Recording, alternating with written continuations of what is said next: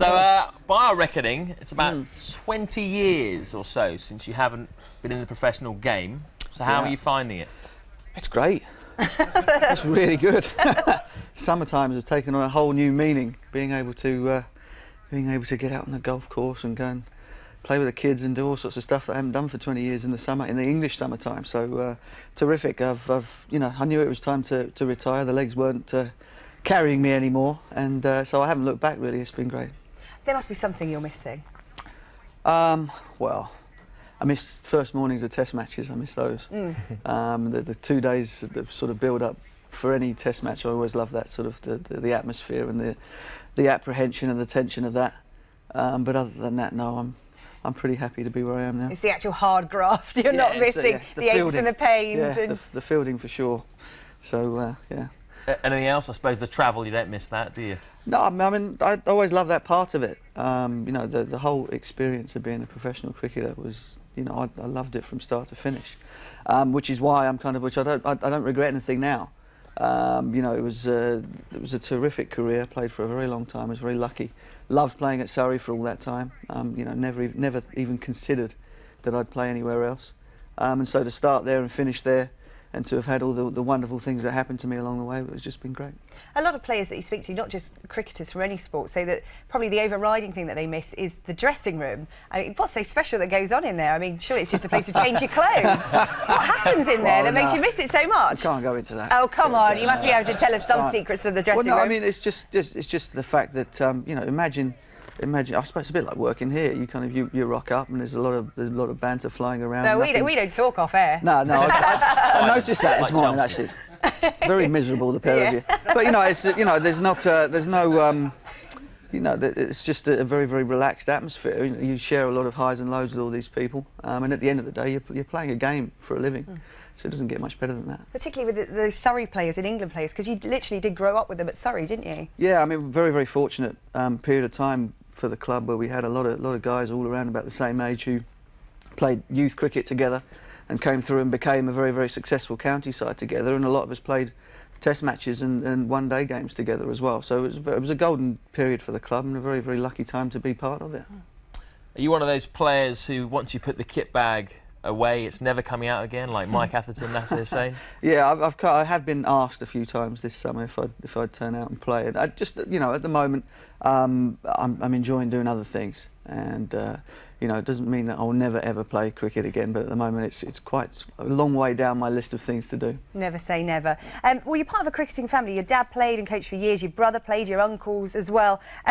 So were you always destined to be a professional cricketer? Were you always set on that path? Yeah, I think so. I think so. It was that or football. I loved playing football as a kid up until I was about 14, 15, and the other kids got quicker and bigger than me. But yeah, I mean, anything sport-wise, you couldn't stop me. You know, when Wimbledon was on, we played tennis, and snooker was on, we played snooker. You know, whatever was going on the TV at the time, we'd do it. And I think that's one of the things, one of the great things about growing up when I did, was that I don't know whether now kids are asked to specialise a little bit early, you know, whether if you're going to be a cricket player, oh, you're going to play cricket. You know, the whole time we played every sport going, and kind of got a grounding in hand-eye coordination and athleticism and whatever. And you wouldn't know it to look at me now, but by playing all the sports that there were available, and it just so happened that cricket was the one that I was best at. Well, the Butchers have been part of the furniture at Surrey for years. Now that you're not there anymore, have you completely cut your ties? No, I mean, I'm always watching, looking out for the scores, you know, still chat to some of the players from time to time. And, you know, and it's good to see that the team is, you know, some of the young guys that have played and have been given opportunities over the years are now really starting to perform. So whilst, you know, it's a long way between where they are now and perhaps the heady heights of a few years back, you can see that some of these guys are starting to grow, and that perhaps, you know, the good old days aren't too far away. Well, one of those players, Rory Hamilton-Brown, he's the captain now. He was on the show a few weeks back, a very confident young man, considering how young he is. I mean, there are quite a few eyebrows raised when he was given the captaincy, given his age. What did you make of the situation? How do you think he's done since he's been in that role? Yeah, I mean, it was difficult, I think. I think a lot of people were surprised. I was very surprised when I heard that was the route they were going to go down.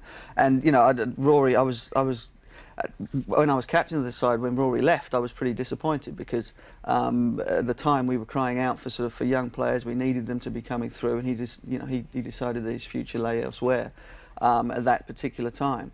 But it's great that he's now back, and the fact that he's captain, well, I mean, that remains to be seen. I think he's done a pretty decent job at the moment, and the team seems to be, as I said, seems to be going on a little bit of an upward curve at the moment. So you know, you have to wish him all the best, and hope that his form and that his play, because at the end of the day, as a captain of the side, you've got to be worth your place in the team. And if his play continues to improve, and he continues to put the scores on the board, and continues then to get the confidence of the people around him, then who knows? He could be one of the great captains of the club. Let's get on to your England career, because you mentioned earlier there the golden era at Surrey, and you were lucky enough when you first broke into the England side to have played alongside some of those guys, you know, Stewie, Thorpe, Ramps, obviously later on. How much did that help when you broke into the England side? Yeah, it was nice to. At one time, you know, there were more Surrey players than anything else in the England team, so it was, yeah, I mean, it made things more comfortable. I think I was thinking about it actually on the way here and last night while I was doing the highlight show, that players now seem to kind of get into Test cricket and be able to perform straight away. Whereas, you know, when I started, it was 20 odd Test matches before I felt like I knew what I was doing at that level. So something has changed along the way. You know, the fact that I had guys around me that I'd played a lot of cricket with was a great help, but it didn't. But you know, you still had to go out there and face the ball and take the pressure of being an international cricketer. And I think players actually adjust to that better now, perhaps, than they did back in the time when I started. We said in your intro as you came in that you saved your best for the best, and your record, you know, backs it up. In your 8 Test hundreds, 3 were against Australia and 2 against South Africa. How comes you could cope where so many others struggle? I used to just enjoy playing against those guys. It never really bothered me that their reputations. No, and I was terrible against some of the teams you expected to score runs against. You know, I averaged about 12 against Bangladesh, and you know, I didn't seem to be able to. And it was something that one thing perhaps I regret a little bit about my career was that I wasn't able to really sort of cash in when everything was in my favour, and that but. You know, when things were tricky, or when we were playing against the better teams, it brought the best out of me. So, you know, if I wish I'd just been able to score a few more runs when it was easier, you know.